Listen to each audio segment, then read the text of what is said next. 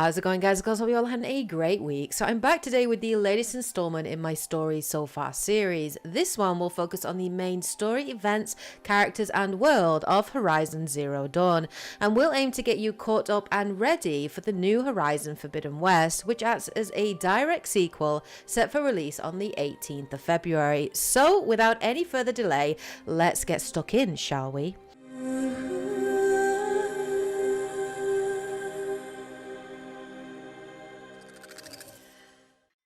Horizon Zero Dawn is set in a post-apocalyptic United States in the 31st century. Humans live in scattered primitive tribes. Their technologically advanced predecessors are remembered as the Old Ones, who leave behind scattered ruins and relics to be found. Large robotic creatures known as machines roam the earth, hunted by the tribes for their parts. For the most part, they peacefully coexist with humans, although a phenomenon known as the derangement has caused machines to become more aggressive, and larger and deadlier machines have begun to appear. One of the core mysteries explored in the first game is what happened to the Old Ones, where the machines come from, and what is causing the derangement. The story begins with a lone male brave called Rost and a small, very adorable child. As the snow thaws and they make their way down the mountain, we learn that they are on their way to a special tribal ritual where the girl will be given a name. Shunned from the tribe as outcasts, we discover that the child is motherless, something that is seen as a curse in the Nora tribe, a fiercely matriarchal society that worships nature as the All-Mother. Greeted by High Matriarch Terza, who is there to bless the child to the disapproval of High Matriarch Lansra, who believes the child to be dangerous, sent by the Metal Devil to destroy the Nora, Rost, in a scene that feels like it's ripped straight out of The Lion King, lifts the child up to the mountain and shouts, "Aloy!"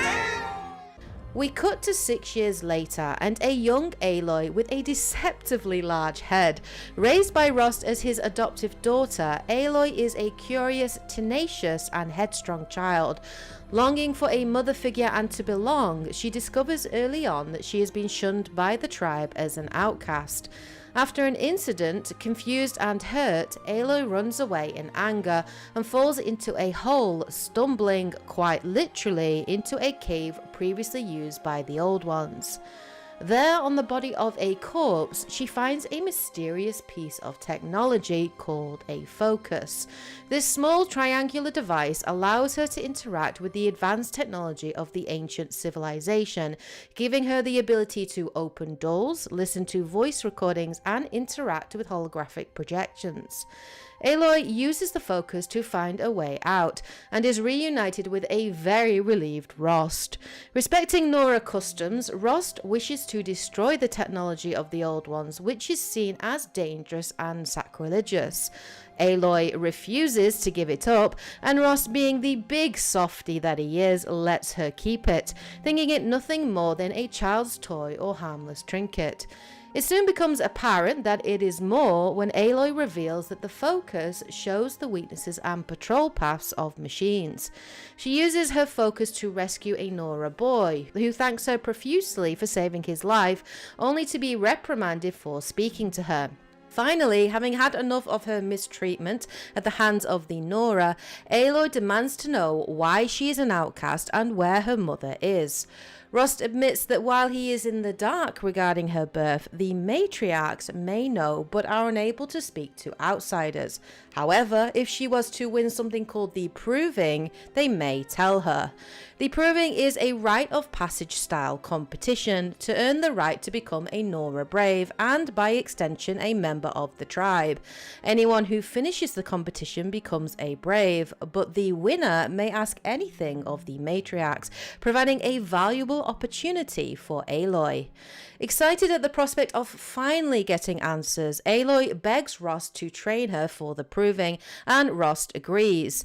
In an incredibly cool montage, Aloy spends several years training in combat, physical conditioning and survival under Rost's instruction. She also uses her focus to learn everything that she can about the Old Ones, honing both her mind and wits. Upon reaching the age of 19, Aloy is finally eligible to take part in the proving. She uses what little time she has left to purchase a tripcaster and one final hunting mission with Rost, where he teaches her the importance of becoming a brave and protecting the village. Aloy is notably skeptical, finding the tribe to be silly and superstitious. She feels no real affinity for the Nora, which is not surprising given her past treatment. But respecting Rost, she listens and the two have an emotional moment as Rost tells Aloy that she will no longer be able to speak to him, an outcast, once joining the tribe. Aloy refuses to abandon him, but sadly this falls on deaf ears as Rost refuses to break tribal law and the two share a heartfelt goodbye. As night falls, Aloy is permitted to take part in a festival leading up to the proving. Sadly, she is treated with distrust and contempt by most of the villagers and witnesses a group of outsiders arrive to deliver a message of peace from the 14th Sun King of the Kaja, Avad. It is clear that there is no love lost between the Kaja and Nora. This frosty reaction stems from atrocities committed by the previous Sun King, Duran, who ordered something called the Red Raids, a series of attacks on other tribes, abducting people from their homes to be ritually sacrificed to appease the Sun God, who the Mad King believed to be behind the derangement. An Oseram man named Erend interrupts the jeering crowd and defends the messenger, stating that it was Avad that overthrew the 13th king, killing his father and ending the Red Raids.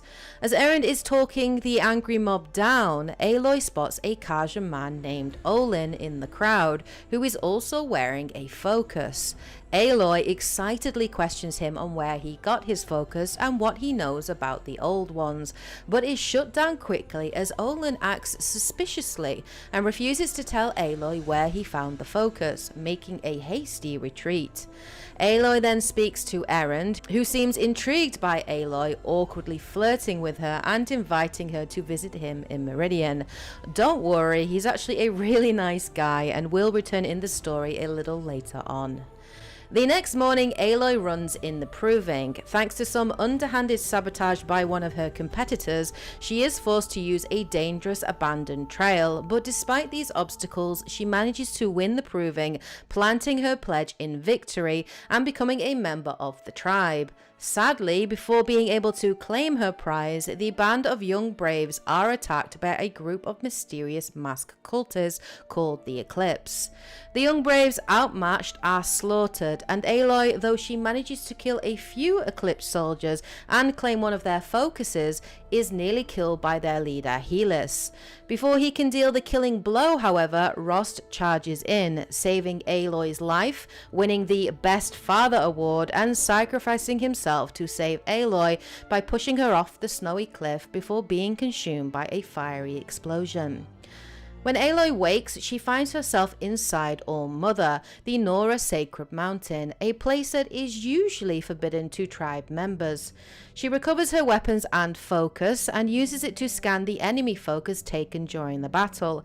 It reveals that Aloy was the intended target after being seen through Olin's focus, revealing him to be a possible spy and traitor.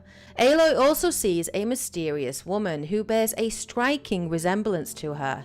Curious as to who the woman is and why the cultists want her dead, matriarch Teersa appears, quickly leading Aloy to where she was born. She explains that when Aloy was an infant, she was found at the foot of a sealed door within the Nora Sacred Mountain. As Aloy approaches the door, a red light scans her but refuses to open due to data corruption. Frustrated and still in the dark about her origins, Aloy decides to follow the only lead she has, Olin. But before she can leave on her quest, the matriarchs decide to make Aloy a seeker, this allowing her to come and go freely, leaving the sacred lands and even exploring the ruins of the old ones without the repercussion of being branded an outcast. Before she can leave though, the village is attacked by a corruptor, a scorpion-like machine that is turning other machines rabid. Making quick work of the corruptor, Aloy rifles through its remains, finding finding a special part which she bolts onto the end of her spear, gaining the ability to override machines. She also helps track down War Chief Sona and lends her support in finding and destroying remnants of the Eclipse still left in the Nora territory. This side mission is worth noting as it is where Aloy meets Varl for the first time, a young Nora brave who is son to the War Chief and brother of Varl, a young brave that Aloy met during the Proving who was killed brutally in the Eclipse attack. We know that Varl will be returning in Forbidden West and accompanying Aloy on her adventure, so knowing a bit about him and his background is pretty important. Back to the main story. Travelling to Meridian in search of Olin, Aloy reunites with Erend, who she learns has been promoted to captain of the Vanguard after the murder of the previous captain. A drunk Erend greeting her at the gate reveals that the murdered captain is none other than his beloved sister Ersa. Aloy, heartbroken for Erend, confides in him, sharing her own grief over Rost's death, and she asks for his support in finding Olin. Though initially reluctant, as Olin is his friend, Erend agrees and leads Aloy to Olin's house, helping her break in. Using her focus, Aloy finds a secret room and a holographic recording which shows that Olin's family had been kidnapped and held hostage, forcing Olin to act as a reluctant spy. Reading through Olin's journal, they discover a location called Rock Wreath, and Aloy agrees to meet up with Erend later to help him solve the mystery of his sister's murder using her focus. Aloy arrives at a dig site where she finds Olin and the Eclipse digging up machines from the old world. A mass cultist resurrects two corrupt machines as Olin looks on in horror. As Aloy tries to stay out of sight, a mysterious voice speaks to her through her focus. Forgive this intrusion, Aloy. You left me no choice. Who is this? An interested party.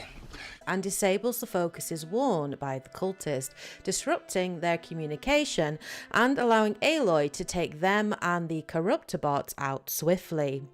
Aloy interrogates Olin. He reveals that the Eclipse are a splinter faction of the Shadow Kaja, and they worship a metal demon called Hades, who are raising dormant old machines to help them take back Meridian. He indicates that Aloy was targeted due to her resemblance to an old world scientist called Dr. Elizabeth Sobek. Olin reveals that he saw an image of Sobek at a place called Maker's End, giving Aloy a new lead to follow. Before heading there though, Aloy spares Olin's life and helps him to save his family, because she's just good like that. Travelling to Maker's End, Aloy discovers that it is actually the ruins of the Pharaoh Automated Solutions headquarters, a huge corporate facility that manufactured robots in the mid-21st century.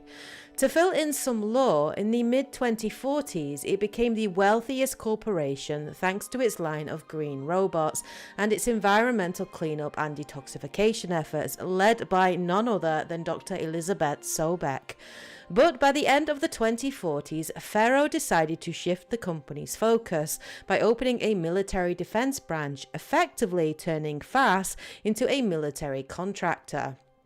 The pinnacle of the company's achievement was the development of the Chariot line of combat robots, whose development Ted Pharaoh himself conceived of and oversaw.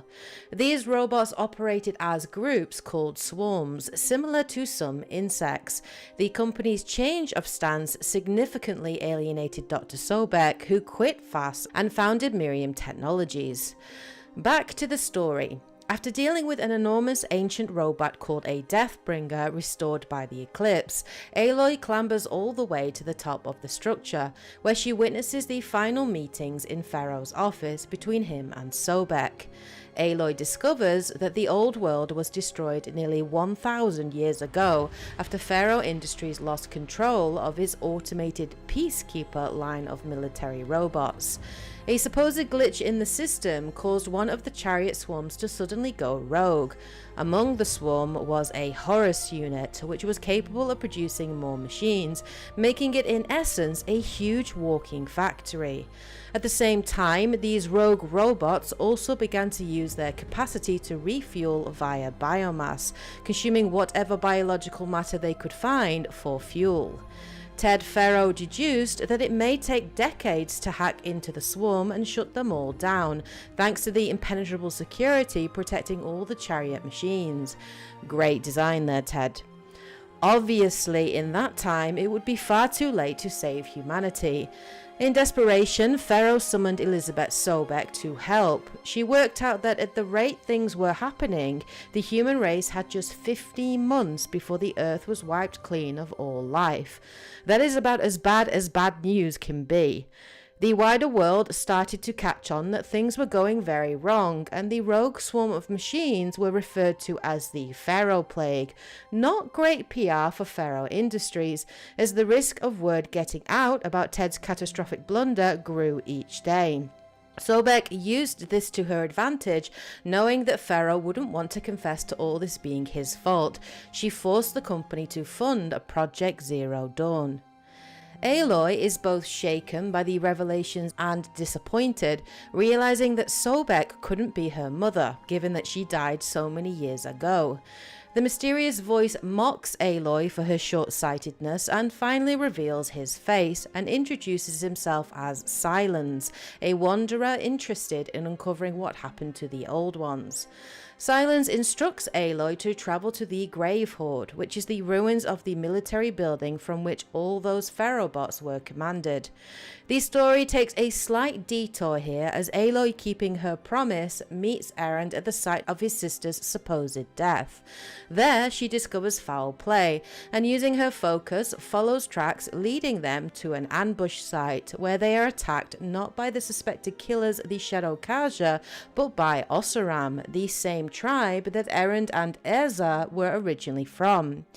Piecing together all the evidence, Aloy surmises that Erend's sister was never killed but incapacitated using new sound wave technology, and a mutilated corpse was staged to be mistaken for her. Returning to Meridian, they ask for the Sun King's help and receive intel about an Oseram warlord called Varl, who wants revenge on the Kaja for the Red Raids. The pair do find her, but sadly on the brink of death. Succumbing to her wounds in her last moments, Ersa tells them about a plot to destroy Meridian and urges her brother to protect Avad and the city. Aloy and Erend return to Meridian and discover a bomb and a lot of blaze. Think wildfire from Game of Thrones. They save the city, and realizing that the bomb is a ruse, Aloy races to the palace and saves the Sun King's life just in time. Now that she has helped Erend to find peace and gain justice for his sister, Aloy returns to her quest. Arriving at the Grave Hoard, she finds the Eclipse working to restore a Horus machine, or Metal Devil as she knows it. Aloy destroys a freshly made Deathbringer. Aw, isn't he so cute? I mean, look at those turrets. There, she finds a holographic recording showing a meeting between Ted Pharaoh, Elizabeth Sobek, and US military command. We learn about Operation Enduring Victory, a global unified war plan to help delay the advance of the Pharaoh robots to buy Sobek enough time to finish something called Project Zero Dawn, which was sold to the public as a super weapon that would ultimately defeat the Pharaoh Plague and save all life on Earth. Aloy eventually learns that Dr. Sobek was sent to an orbital launch base to complete Zero Dawn, and Silence reveals that the base is located at Sunfall, under the Citadel, which is the capital of the Shadow Kaja and the center of Eclipse power. Before literally walking into the lion's den, Silence suggests disabling the Eclipse's focus network, meaning they can't communicate with each other as effectively. Sneaking into the Eclipse's main base, she finds a derelict tallneck, confronts Hades, and using her spear to destroy a module, succeeds in crashing the focus network and manages to narrowly escape, albeit a little singed, bruised, and battered. Travelling to Sunfall, Aloy remains thankfully undetected. There she sees a small child called Itamen, the youngest son of the 13th Sun King Duran. Itamen was actually Duran's chosen heir and therefore seen as the legitimate heir to the throne by the Shadow Kaja. During the liberation of Meridian, he was whisked away to Sunfall by Helis along with his mother Nasadi at the behest of Duran, and is for all intents and purposes a figurehead for the royal family, adding legitimacy to the Shadow Carja claims. Aloy meets Vanasha, who is working undercover for Avad, acting as Nasadi's handmaiden. She reveals that Nasadi and Itamen are guarded like prisoners by the Shadow Carja, and that fearing for their own safety, Nasadi wishes to defect to Meridian. Vanasha seeks Aloy's help, first to rescue the Shadow Carja army captain Uthid, who has been falsely accused by the high priest Bahavas of trying to kill Itamen, in an attempt to cover up his own crimes. Uthid is loyal to Itamen and Nasadi, and therefore a threat to the fanatical Eclipse, who wish to retain control of the young Sun King. After helping Uthid, Aloy then helps Vanasha, Itamen and Nasadi escape Shadow Carja territory, taking out Eclipse and a corrupted Thunderjaw along the way. They eventually escape to Meridian on a barge and are warmly met by Avad, who offers protection to his youngest brother. Returning to Sunfall, Aloy accesses the orbital base and makes her way inside. There, she learns the truth behind Project Zero Dawn. It is revealed that Zero Dawn was in fact not a superweapon. Stopping the Pharaoh Plague was impossible, and all life on Earth would inevitably end. Instead, Project Zero Dawn was a means to ensure humanity's future by terraforming the ruined Earth, repopulating it with humans, and reviving the planet's resources once the Pharaoh robot shut down. The scheme was to be led by an ultra-advanced AI called GAIA, who presided over 9 other AI entities named after Greek gods. Each one was responsible in one way or another for restoring the Earth and its living population. Aether to restore the atmosphere, Poseidon to clean the planet's waters, Demeter and Artemis to reintroduce flora, fauna and wildlife, Eleuthia to bring back the human race, Apollo to teach the new humans about their past, and so on. Hephaestus produced the machines needed to do things like restore the Earth's atmosphere, land and water. In other words, all the animal-like robots you encounter in the game. And Minerva was developed to crack the deactivation codes needed to shut down the Pharaoh Plague. All of this was developed in a secret concealed facility, populated only by Sobek, Pharaoh, and the staff recruited to develop the AI programs known as the Alphas and their loved ones. Silence and Aloy discover that the Eclipse are secretly controlled by Hades, one of Gaia's subsystems, designed to enact controlled extinction if the outcome of Zero Dawn was not favorable for human existence. Reaching Dr. Sobek's office, Aloy downloads the Alpha Registry, which gives her access to the All-Mother door that was previously closed to her. Before she can escape the base though, she is ambushed and captured by Helis and sentenced to death at the Citadel, a Colosseum-like arena. Being the badass that she is, Aloy manages to fight her way out of the situation and is rescued by the timely intervention of Silence, much to the frustration of Helis. Traitor!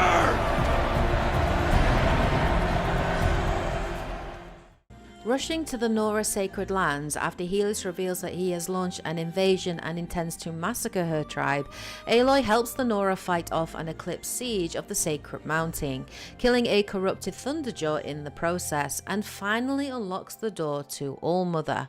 There, she learns about the first generation of new humans, created by the Cradle Facility Eleuthia 9, from whom the Nora tribe are descended. Exploring the facility, Aloy finds a recording left behind by Gaia, revealing that a signal of unknown origin corrupted Hades' programming, causing it to attempt to seize control of her functions before Gaia self-destructed to prevent the takeover. Without Gaia to maintain the terraforming process, the full restoration of Earth was left incomplete. In order to prevent his own destruction, Hades created a virus that freed it from Gaia, which also freed the other AIs, all of which dispersed. Before deletion, however, Gaia engineered a last-ditch plan to save life on Earth from Hades and its drive to destroy. She instructed the aforementioned Cradle's AI to clone Elizabeth Sobek in the form of Aloy. Her hope was that with the intellect and DNA of Dr. Sobek, Aloy would be able to access all the old Zero Dawn facilities, discover the truth, find Gaia's message, destroy Hades, and restore Gaia's functions. Aloy learns of a master override switch which can be used to stop Hades, located at the Zero Dawn facility. She is notably shook up by the revelation and the devastating news that she doesn't have a mother after all. Stepping out of the Eleuthia 9 facility, Aloy is greeted by Nora, who look on at her with both awe and deference, bowing down, praying, and calling her the Anointed of the Nora. Aloy reacts with fury. First you shun me, now this? I will not be worshipped. I'm not your anointed. I don't belong to you. Using her newfound clout, Aloy asked the Nora Braves, including Sona and Varl, to travel to Meridian in preparation for the final conflict. Aloy continues her journey by heading to the main Zero Dawn facility, which was blown to smithereens when Gaia sacrificed herself to stop Hades. Among the ruins, Aloy learns about the final days of the project. She learns that the project was running to a tight deadline, 0 Day, which was the day estimated to be when the Earth's living population would be eliminated. On 0 Day, the staff's loved ones were sent to Elysium, another underground facility built to sustain them for the rest of their natural lives. The Zero Dawn staff were given the opportunity to join their families in Elysium, but the Alpha leaders elected to stay on and continue work on the all-important but not ready Project Zero Dawn, meaning that they would never see their loved ones again. After this point, the Pharaoh Plague swarm ran rampant across the Earth, soaking up all the planet's natural resources until not even the oxygen in the air remained. Fast forward a bit and one of the doors to the Zero Dawn facility malfunctioned, putting the project and the people working on it at risk as long as it stayed open. The only way to close it and protect the people inside was to shut it manually from the outside, which was a serious design flaw. As the leading staff debated who should be the one to do the deed, Sobek takes it upon herself to slip on a protective suit, head outside, and closes the seal, sacrificing her own life to stop the Pharaoh warbots from finding and destroying Gaia, humanity's last hope. Exploring further into the ruins, Aloy finds a sealed bunker, the bodies of which appear to be the Alpha leaders, and a holographic projection that reveals what happened. It turns out that Ted Pharaoh, without the calming influence of Elizabeth Sobek, became increasingly unstable, who, racked with guilt and determined to right his wrongs, decided that the new human race will be better off not knowing about what came before. He likens them to innocent children and believed that teaching them about humanity's mistakes and filling their heads with information will only lead to more failures. Pharaoh thinks it best to wipe the slate clean, allowing humanity to forge its own path and figure things out for themselves in this new world. To this end, Pharaoh gains security clearance to Apollo's archive, the AI intended to teach future humans about their past, and deletes it. Then he calls the remaining staff into a meeting room, confesses what he's done over a hologram call, and in one of the biggest douchebag moments ever seen, drains the room of oxygen, killing them all. Now Gaia and the other AI programs are alone. In the room, Aloy manages to obtain the Master Override key necessary to destroy Hades. She goes to Silence' workshop, where he confesses to his involvement with Hades and the Eclipse. Silence admits that he was the original founder of the Eclipse after restoring Hades, who promised him knowledge of the Old Ones in exchange for his help. Silence admits his own culpability and now wishes to atone for his mistakes.